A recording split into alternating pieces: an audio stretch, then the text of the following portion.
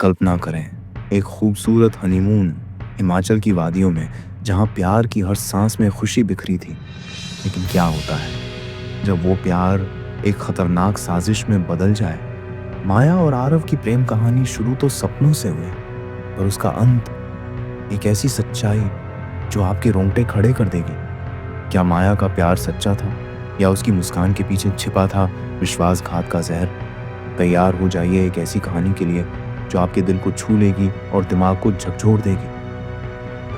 हिमाचल की वादियां मानो किसी चित्रकार की कूची से सजी हों। सुबह की पहली किरणें पेड़ों की पत्तियों से छनकर धरती पर बिखर रही थी, और हवा में ठंडक के साथ एक हल्की सी खामोशी थी। दूर कहीं एक झरने की आवाज गूंज रही थी, जैसे प्रकृति अपनी ही धुन में मग्न हो। इन्हीं घुमावदार रास्तों पर एक स्कूटी तेजी से भाग रही थी। स्कूटी पर बैठे थे आरव और माया, जिनके चेहरों पर नवविवाहित जोड़े की चमक थी। माया की हंसी हवा में तैर रही थी, और आरव की आंखें अपनी नई दुल्हन को निहार रही थीं। दोनों की शादी को अब भी कुछ ही दिन हुए थे, और यह हनीमून उनके प्यार की सबसे खूबसूरत शुरुआत थी। लेकिन हर कहानी की तरह इस कहानी का अंत भी उतना साफ नहीं था जितना उसकी शुरुआत। आरव और माया की मुलाकात 3 साल पहले एक छोटे से शहर के कॉलेज में हुई थी। माया एक मध्यम वर्गीय परिवार की बेटी थी। उसकी आंखों में बड़े बड़े सपने थे। वह एक स्वतंत्र लड़की बनना चाहती थी जो अपने दम पर दुनिया जीत ले। लेकिन उसके पिता, एक सख्त और रूढ़िवादी इंसान, उसकी हर उड़ान को कतरना चाहते थे। दूसरी ओर आरव एक अमीर बिजनेसमैन का इकलौता बेटा था। उसका जीवन ऐशो आराम से भरा था, लेकिन उसका दिल माया की सादगी और जुनून ने चुरा लिया। कॉलेज के गलियारों में उनकी दोस्ती पनपी, और जल्द ही वो दोस्ती प्यार में बदल गई। माया की हंसी, उसका बेफिक्र अंदाज और उसकी बातों में छिपा आत्मविश्वास, ये सब आरव को अपनी ओर खींचता था। जब कॉलेज खत्म हुआ तो आरव ने माया से शादी का प्रस्ताव रखा। माया ने हाँ तो कह दी, लेकिन उसकी आंखों में एक अजीब सी झिझक थी। उसके पिता इस रिश्ते के सख्त खिलाफ थे। वह लड़का हमारे लायक नहीं है, उन्होंने माया को चेतावनी दी थी। लेकिन आरव के परिवार की रसूख और सामाजिक हैसियत के आगे उनकी एक न चली। शादी के दिन माया खूबसूरत थी, लेकिन उसकी मुस्कान में एक उदासी थी, जैसे वह किसी अनकही सच्चाई को छिपा रही हो। आरव ने इसे माया के पिता की नाराजगी समझकर नजरअंदाज कर दिया। उसे क्या पता था कि माया का दिल पूरी तरह उसका नहीं था। हनीमून का प्लान माया ने बनाया था। हिमाचल की वादियां, शांति और सिर्फ हम दोनों, उसने मुस्कुराते हुए कहा था। आरव को उसकी हर बात प्यारी लगती थी।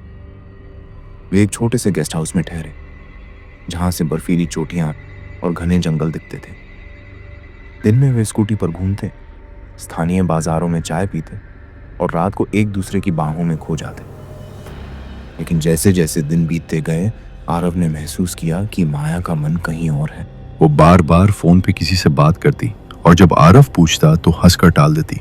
अरे बस, मेरी सहेली पूजा है, उसकी शादी की बात चल रही है, थोड़ा टेंशन में है, वो कहती।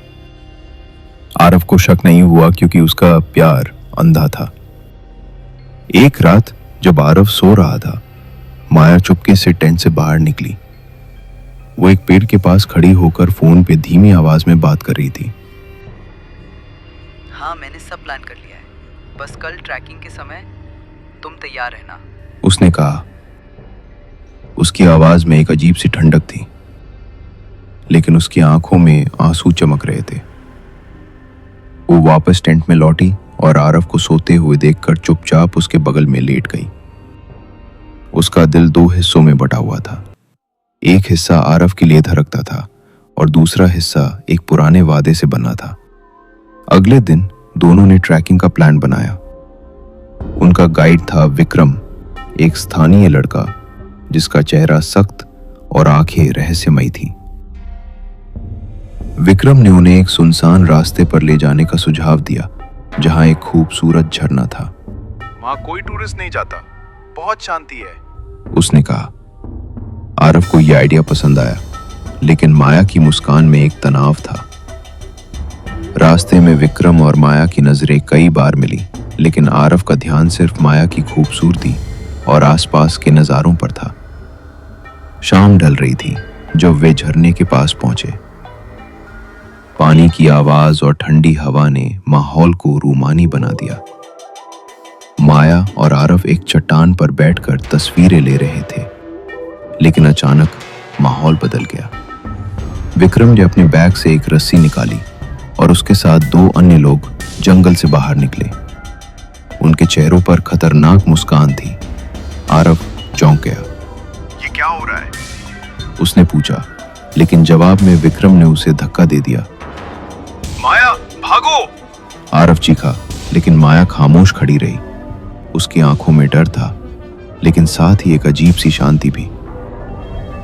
विक्रम ने हंसते हुए कहा, भागने की जरूरत नहीं आरव, ये सब तुम्हारी प्यारी बीवी का प्लान है। आरव का दिल जैसे रुक गया। उसने माया की ओर देखा, उम्मीद में कि वो कुछ कहेगी, लेकिन माया की नजरें जमीन पर थीं। तभी सच्चाई सामने आई। माया का एक पुराना प्रेमी था, रवि, जो उसके पिता की कंपनी में काम करता था। रवि और माया का प्यार कॉलेज के दिनों में शुरू हुआ था, लेकिन माया के पिता ने उसे ठुकरा दिया था। वो गरीब लड़का तुम्हारे लायक नहीं, उन्होंने कहा था। माया ने रवि से वादा किया था कि वो किसी भी कीमत पर उसके साथ रहेगी। जब उसकी शादी आरव से तय हुई तो माया और रवि ने एक खतरनाक प्लान बनाया। हनीमून के दौरान आरव को रास्ते से हटाने का। विक्रम और उसके साथी रवि के भेजे हुए थे, लेकिन जैसे ही विक्रम ने आरव को खाई की ओर धकेला, माया का दिल पिघल गया। आरव की आंखों में दर्द और विश्वासघात देखकर वो टूट गई। नहीं, वो चीखी और विक्रम को रोकने की कोशिश की। मैंने ऐसा नहीं चाहा था, उसने रोते हुए कहा। लेकिन विक्रम का गुस्सा अब माया पर भी उतर आया।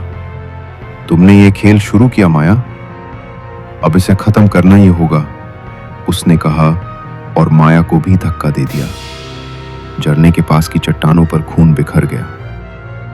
माया और आरव दोनों घायल होकर जमीन पर पड़े थे। माया ने अपनी आखिरी सांसों में आरव का हाथ थामा। मुझे माफ कर दो, उसने फुसफुसाया। मैंने तुमसे प्यार तो किया था, लेकिन मेरी कमजोरी ने मुझे गलत रास्ते पर ले गई। आरव की आंखों में आंसू थे, लेकिन वो कुछ कह न सका। उसकी सांसें धीमी पड़ रही थीं। कुछ घंटों बाद पुलिस ने विक्रम और उसके साथियों को गिरफ्तार कर लिया। रवि भी पकड़ा गया, जो पास के एक गांव में छिपा हुआ था। माया और आरव को अस्पताल ले जाया गया, लेकिन तब तक बहुत देर हो चुकी थी। दोनों की कहानी उस खूबसूरत झरने के पास हमेशा के लिए खत्म हो गई। शहर में आरव की मां अपने बेटे की तस्वीर को गले लगाकर रो रही थी। माया के पिता खामोश थे, शायद अपनी सख्ती पर पछतावा कर रहे थे। लेकिन सच्चाई यही थी कि इस कहानी में कोई विजेता नहीं था। प्यार, विश्वासघात और कमजोरी ने सब कुछ तबाह कर दिया। क्या माया का प्यार सच्चा था, या वो सिर्फ अपने पुराने वादे की कैदी थी? क्या आरव को उसकी सजा मिलनी चाहिए थी, या उसे माफ कर देना चाहिए था? ये सवाल हिमाचल की उन वादियों में आज भी गूंजता है, जहां एक प्यार की कहानी अपने अंतिम स्टेशन पर रुक गई।